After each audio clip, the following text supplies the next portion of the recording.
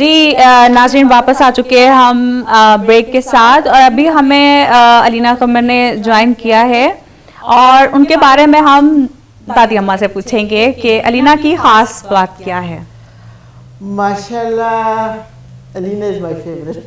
That's good. Favourite ہوتی ہیں ماشاءاللہ تسلیم. ویسے تو ماشاءاللہ سارے میرے جسم کا ایک حصہ ہے, جی ہاں, لیکن علینا کا یہ ہے کہ وہ میرے ساتھ رہتی ہے جی, اور الحمدللہ 5 ٹائم کی نمازی ہے. نماز اگر اس کی قضا ہو جائے تو وہ اس کو بعد میں قضا پڑھتی ہے. ماشاءاللہ. اور قرآن اس نے ختم کیا ہوا ہے, روزانہ مجھے بیٹھ کے قرآن سناتی ہے.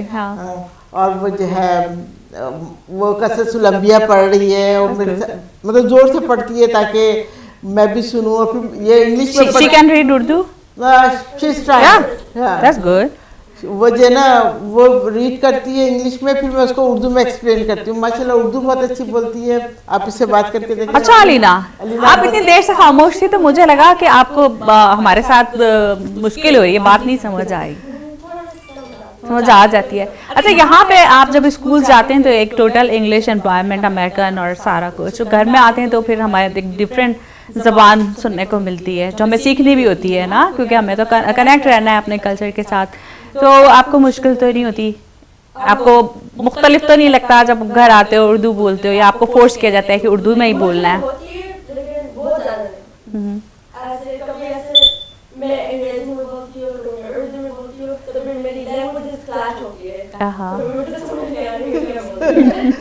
لیکن اردو آپ کی اچھی ہے اور ایکسنٹ بھی ہے آپ کا. اور ماشاءاللہ یہ اردو پڑھنے کی بھی کوشش کرتی ہے.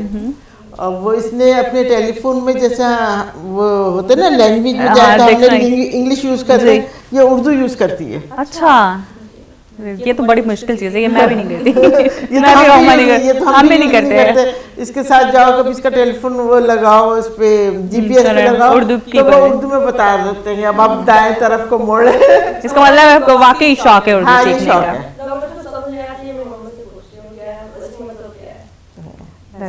اور الحمدللہ مجھے اس لیے بھی سب سے زیادہ پیار ہے کہ یہ مجھے ہمیشہ کہتی ہے مما میں آپ کی جیسے بننا چاہتی ہوں. ارے واہ, یہ تو بہت. علینا آپ بتاؤ کیسے بننا چاہتے ہیں؟ آپ بہت اچھی ہے,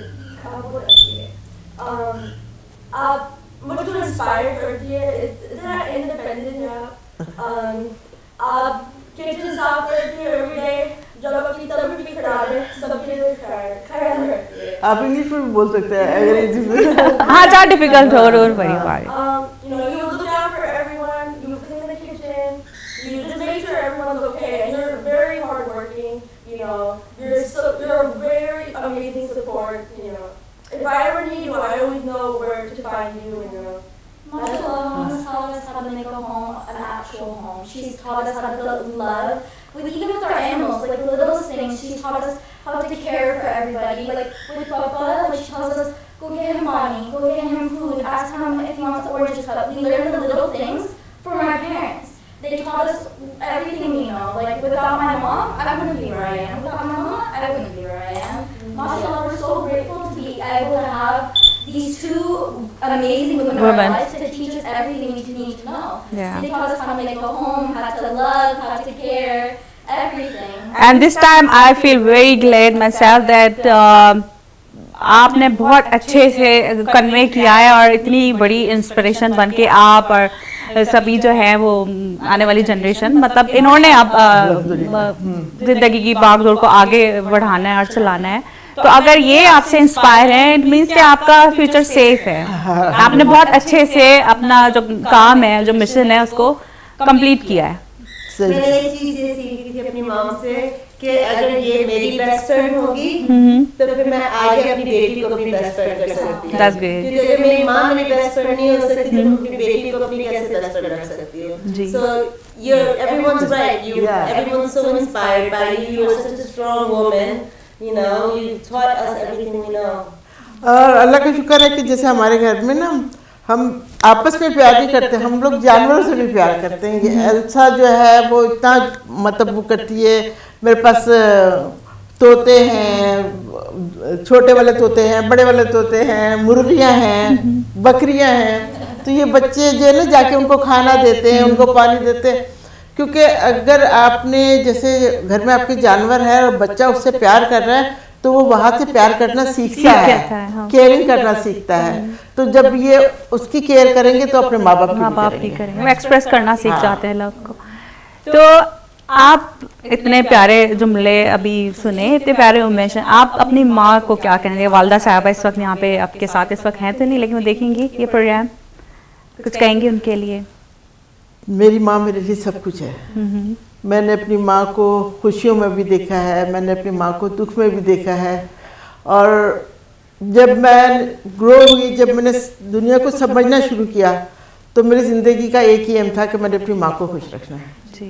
اور اللہ کا شکر ہے کہ میں نے اپنی زندگی میں اپنی پوری کوشش کی. جب میرے والدین یہاں پہ تھے تو ویڈنسڈے کو میں کہتی تھی کہ میرا پیرنٹس ڈے ہے. اچھا. میں گھر پہ نہیں رکتی تھی, صبح اٹھ کے. اور میں بتاؤں اس میں میرا تو جو عمل ہے وہ ہے, میرے شوہر نے میرا بہت ساتھ دیا. اس نے کبھی بھی مجھے نہیں روکا کہ تم نہیں جاؤ. میں سبھی سے کہہ رہی تھی کہ تمہیں پاپا کہتے ہیں سبھی, تم کو میں نے دیکھا نہیں. میں نے کہا دیکھو میرے کو ڈیڈی کہتے تھے کہ میں ہفتے میں ایک دن جاتی تھی بدھ والے دن, پھر ان کے ساتھ میں پورا دن گزارتی تھی. ان کو باہر لے کے جاتی تھی, باہر کھانا کھاتے تھے, ہم لوگ گروسری کرتے تھے, مطلب پورا دن گھومتے تھے. شام کو ان کو چھوڑ کے گھر پہ واپس آتی تھی. تو جب میرے والد کا انتقال سے سمجھو 1-1.5 مہینہ پہلے, تو انہوں نے مجھ سے کہا کہ بیٹا تم یہ ہفتے میں 2 دن نہیں کر سکتی. تو میں نے کہا بیٹی میں پورا دن تو آپ کے ساتھ گزارتی ہوں. تو کہتے ہیں بس یہ کم پڑتا ہے. تو ان کی یہ بات اب بھی جو ہے نا میرے دل کو لگتی ہے. حالانکہ وہ 1 مہینہ ہاسپٹل میں رہے, میں ان کے پاس صبح چلی جاتی تھی, رات پورا 1 مہینے میں ہاسپٹل میں رہی. اب وہ نہیں چاہتے تھے کہ میں ان کے پاس سے گھر آؤں, تو وہ کیونکہ بے ہوشی میں ہوتے تھے اور اس میں, تو وہ میرے دوپٹے کا پلو اپنی انگلی سے لپیٹ لیتے تھے کہ جب میں نکلنے لگوں گی تو یہ دوپٹہ نکالے گی تو میں اٹھ جاؤں گا. تو میں جب آتی تھی تو بھائی جان جاتے تھے, تو جب بھائی جان جاتے تھے تو پھر وہ یہ کہتے تھے کہ تسنیم کو بلاؤ, تو کہتے تھے یہ وہ گھر چلی گئی ہے. تو وہ ڈیڈی کہتے تھے نہیں وہ ابھی پیچھے ہے, ڈاکٹر سے بات کرنے کے لیے یہیں پر ہے. اور وہ آخری وقت تک, آخری سمجھے 5 منٹ یا 10 منٹ ہوں گے میں وہاں سے نکلی ہوں اور ان کا انتقال ہوا. کیونکہ ان کا جیسے جان اٹکی ہوئی ہوتی ہے نا کسی چیز میں, اس طرح ان کی جان, وہ دم نہیں نکل رہا تھا ان کا. اور بس بڑا مشکل وقت ہوگا آپ کے لیے. اللہ تعالیٰ ان کو جنت الفردوس میں جگہ دے, اور یقیناً وہ بہت اچھی جگہ پر ہوں گے. اچھا, آپ کا مجھے یاد آیا کہ آپ قمر بشیر صاحب کی پروڈکشن پہ بھی کام کرتی تھی, ان کو ہیلپ آؤٹ کرتی تھی. پاکستان زندہ باد کے نام سے ایک سب سے بڑا جو USA کا چینل انہوں نے ایک اسٹارٹ کیا تھا, ایک انیشیٹو تھا پاکستانی کمیونٹی کے لیے جو انہوں نے لیا اس وقت. اس کے لیے بہت کام کیا آپ نے. شادی کے بعد جو ہے میاں اور بیوی ایک سمجھے گاڑی کے 2 پہیے جیسے لوگ کہتے ہیں وہ ہوتا ہے. لیکن ہم نے زندگی میں صحیح معنوں میں جو ہے نا اپنی زندگی کو ایسے کیا, ہم نے بچے بھی پالے ماشاءاللہ. جب میں یہاں پر آئی تو زمانے میں 7-11 تھا ہمارا, مجھے گاڑی چلانی بھی نہیں آتی تھی. کمر نے مجھے گاڑی دلا کے دی اور اپنے 7-11 پہ پہنچے اور انہوں نے مجھ سے کہا کہ تسنیم ایسے کرو یہاں پہ بہت پرابلم ہو گئی ہے, تم فوراً آؤ. میں نے کہا کمر مجھے راستہ نہیں آتا ہے. کہنے لگے کہ نہیں تم چلو اس طرح, اس زمانے میں تو ہائی وے بھی نہیں صحیح سے سمجھ آتے تھے. کہنے لگے تم کر سکتی ہو, تم آؤ. اور میں نے گاڑی پکڑی اور اللہ کا نام لے کے گئی وہاں پر. تو سمجھو وہ دن پہلا دن تھا جو میں ان کے کندھے سے کندھا ملا کے چلا. اور پھر اس کے بعد ماشاءاللہ 7-11 میں صبح ساتھ جاتے تھے, شام کو ساتھ آتے تھے. اور بچے بھی اکثر ہمارے ساتھ ہی چلے جاتے تھے اسکول سے آ کے, چھٹی والے دن ہوتے تھے. اور اس کے بعد ماشاءاللہ انہوں نے زندگی میں بہت کام کیا. 7-11 کے بعد ہماری فوٹو لیب تھی, فوٹو لیب میں بچے میرے ساتھ کام کرتے تھے, جیسے شوقیہ کام کرتے تھے لیکن ساتھ رہتے تھے.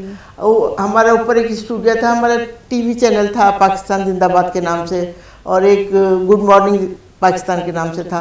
تو اوپر جو اسٹوڈیو ہوتا تھا بچے آتے تھے, بچے اپنا انجوائے کرتے رہتے تھے اوپر, ہم لوگ ساتھ جاتے ساتھ آتے. اور اس میں میں بتاؤں میرے بچوں نے بھی میرا بہت ساتھ دیا.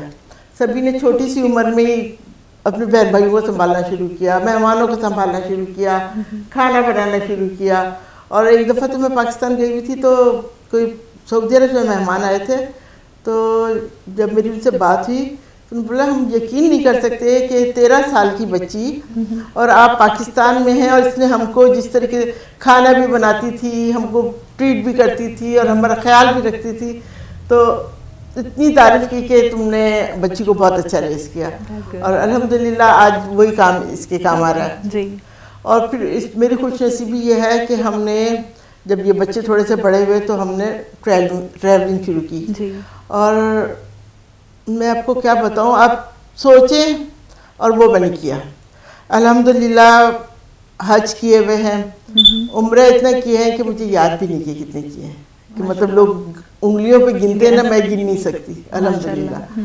اس کے بعد جب میں قرآن پڑھتی ہوں تو قرآن میں جو جو جگہ نظر آتی ہیں مجھے، میں سوچتی ہوں اللہ یہ تو یہاں تو میں گئی بھی ہوں.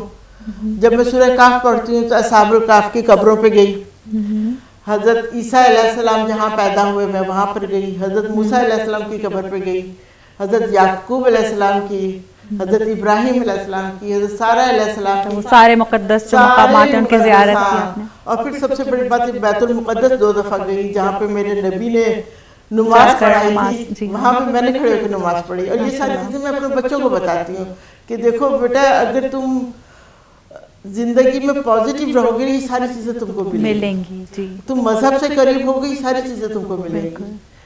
تو اللہ کا شکر کہ ہم نے پوری دنیا کی سیر کی. ہم انڈیا گئے، مقدس مقامات پہ گئے، جارڈن گئے، ہر جگہ گئے، مصر گئے. تو اس کے ساتھ پھر جیسے شانہ بشانہ چلتی رہی میں کہ جو ان کے پیچھے. اچھا، ایک ڈاکومنٹری کا سلسلہ بھی تھا جو وہ ہم لوگ جب جہاں جاتے تھے تو پھر میں ان کی ویڈیو بناتی تھی، اور پھر یہ جیسے ٹریولاگ ہوتے نا اس طرح انہوں نے اس کی ویڈیو پہ یہ بولتے تھے. اور ہمارا یوٹیوب چینل ہے bashirqamar.com کے نام سے، تو آپ وہاں اگر جا کے دیکھیں گے تو آپ کو ہمارے سارے یہ کام نظر آئیں گے کہ ہم جہاں جہاں گئے. انہوں نے خانہ کعبہ پہ بہت ہی خوبصورت ڈاکومنٹری بنائی، پھر انہوں نے مسجد نبوی پہ بنائی، پھر انہوں نے اس پہ بنائی اپنا گردوارہ نہیں ہے گولڈن ٹیمپل، اس پہ بنائی. پھر وہ ویسٹرن وال یہودیوں کی جو ہے اس پہ. اب آپ کو مطلب میں کہتی ہوں کہ بہت کم دنیا میں ایسے لوگ ہوتے ہیں کہ جس نے ہر فیلڈ میں کام کیا، ہر فیلڈ. اب ان کے پیچھے میں پڑھ رہی تھی کہ قمر آپ کتاب لکھیں، تو کہتے تھے نہیں یہ بہت مشکل کام ہے، یہ بہت مشکل کام ہے. ان کو تقریباً 2 سال پہلے ان کو اسٹروک ہو گیا تھا، تو یہ بول نہیں سکتے تھے. ان کی تھیراپی ہوتی رہی، ماشاء اللہ آہستہ آہستہ انہوں نے چلنا شروع کیا، انہوں نے بولنا شروع کیا. ان کو لکھنا نہیں آتا تھا، یہ ABCD لکھتے تھے، اس طرح کر کے لکھتے تھے. لیکن یہ کہ ہم نے وہ وقت بھی جو ہے کہتے ہیں نا جب جس سے اللہ پیار کرتا ہے اس کی آزمائش بھی کرتا ہے. تو اللہ کا لاکھ لاکھ شکر ہے ہم سب آزمائش سے پورے اترے. اور پھر میں نے ان سے کہا کہ آپ لکھیں، آپ کوشش کریں. تو کہنے لگے اچھا ایسا کرو میں بولتا ہوں تم لکھتی جاؤ. میں نے کہا اگر میں لکھتی گئی تو پھر یہ کبھی نہیں لکھیں گے. میں نے کہا نہیں میری تو رائٹنگ خراب ہے، میں اچھا نہیں لکھ سکتی، آپ ایسا کریں آپ لکھیں. پھر الحمدللہ اللہ تیرا لاکھ لاکھ شکر ہے کہ انہوں نے وہ کتاب لکھی، اس کا نام ہے عکس قمر. بہت اچھا نام تھا. ابھی وہ کتاب چھپ گئی ہے اور ماشاءاللہ ود ان فیو ڈیز امریکہ پہنچ جائے گی، اور آپ بھی پڑھیے گا بالکل. اس کو وہ رونمائی بھی کروائیں گے جو ہے. اور اس کے بعد وہ جو ہے اب یہ جیسے جب انہوں نے لکھنا شروع کیا نا، اب ان کی رائٹنگ جیسے بالکل پہلے جیسی تو نہیں لیکن اب بھی بہت اچھی رائٹنگ وہ ہو گئی ہے. اور دماغ کھلا، دماغ میں آہستہ آہستہ جیسے جملے بننا شروع کیے. اور اس کے بعد جب آپ وہ کتاب پڑھیں گی تو آپ کو یقین آئے گا کہ واقعی یہ نہیں، میں پڑھے بغیر بھی یقین کرنے کو تیار ہوں کہ جیسی شخصیت میں نے. بڑا کام ہے. اس کے بعد الحمدللہ وہ کتاب ختم ہو گئی. اب ان کو میں نے کہا کہ اب آپ اپنے سفر نامے لکھنا شروع کریں. جی ہاں، تو یہ بیٹر آئیڈیا ہے. یہ اب دوسری کتاب پر کام کر رہے ہیں انشاءاللہ. اب ہم کیونکہ پروگرام کے اختتام تک جا رہے ہیں، باتیں بہت ساری ہو گئی. میں چاہتی ہوں کہ اس وقت بہت لوگ آپ کو دیکھ رہے ہیں، آپ ایک روشن مثال ہیں ہماری کمیونٹی کی خواتین کے لیے، خاص طور پہ ماؤں کے لیے. آپ کیا پیغام دینا چاہیں گی ان تمام خواتین کو؟ پیغام تو بہت چھوٹا سا ہے، وہ یہ کہ جب ایک عورت ماں بنتی ہے اور جب وہ بچہ اس کے پیٹ میں ہوتا ہے تو اس بچے کی تربیت اسی وقت شروع ہو جاتی ہے. اللہ تعالیٰ نے جو بولا ہے کہ ماں کے قدموں کے تلے جنت ہے، तो उसका ये मतलब नहीं कि वाकई जन्नत हमारे कदमों के नीचे है. उसका मकसद ये है कि औरत अपने इर्द गिर्द के माहौल को इतना अच्छा कर देती है, जिस घर में वो है उस घर को जन्नत बना देती है. तो इसीलिए कहते हैं कि जहाँ वो बैठती है उसके बच्चे, उसके लिए वो उन सबको जन्नत ही है, जन्नत बना देती है. तो कोशिश ये करें कि आप अपने कदमों के नीचे जन्नत ही बनाएं. जी, तो सभी आप क्या कहेंगे? माशाल्लाह आप बहुत खुशकिस्मत हैं, इतनी प्यारी वालदा मोहतरमा है आपकी, और इस तरह से उन्होंने आपको भी ग्रो अप किया. क्या कहना चाहेंगी? ये बहुत अच्छा पैगाम दिया है, और ये उसी सूरत में मुमकिन है कि अगर आप जनरेशन टू जनरेशन जो एक कनेक्शन है उसको आप कायम रखें तो ये काम आसान हो सकता है. अमेरिका जैसे माशरे में भी आप अलसा जैसी, अलीना जैसी बच्चियाँ परवान चढ़ा सकते हैं.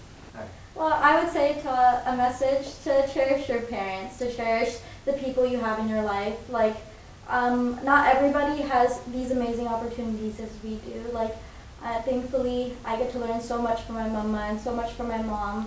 I've learned how to raise a home, how to make a home, how to feed people, how to show love. Take care of the people. Exactly. Yeah. I've learned so much, and I never realized growing up how much of a blessing it was to have them. And then as I grew older, I realized how much I needed my parents, how much I'm going to learn from them. I don't know what I would do without them. Every question I had might go to my parents, and I asked them, like, this world would not be the same without them. They make a home and a family together. Like, that's where it comes from. और अलीना क्या कहना चाहेंगे? What do you want to say for your community girls, you know, like you? I agree. You should always cherish your mom, you know. It's not that I didn't have respect for my mom, but I never appreciated my mom as much. And I love the fact that we have Mother's Day, where we should have a day dedicated towards our mom. Since they raised us, they've done everything for us, so many sacrifices. They've been through so much, and they love us so much.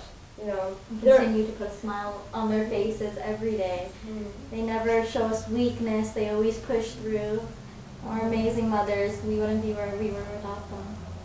जी, और इतने खूबसूरत पैगामात के साथ ही अब हम अपने इस programme को इख्तिताम करते हैं. इंशाल्लाह मुलाकात ही रहेगी आप लोगों से दोबारा, और इस खूबसूरत ख़ानदान का दोबारा हम मौजूद होंगे. काविश टीवी आपका बहुत बहुत शुक्रिया.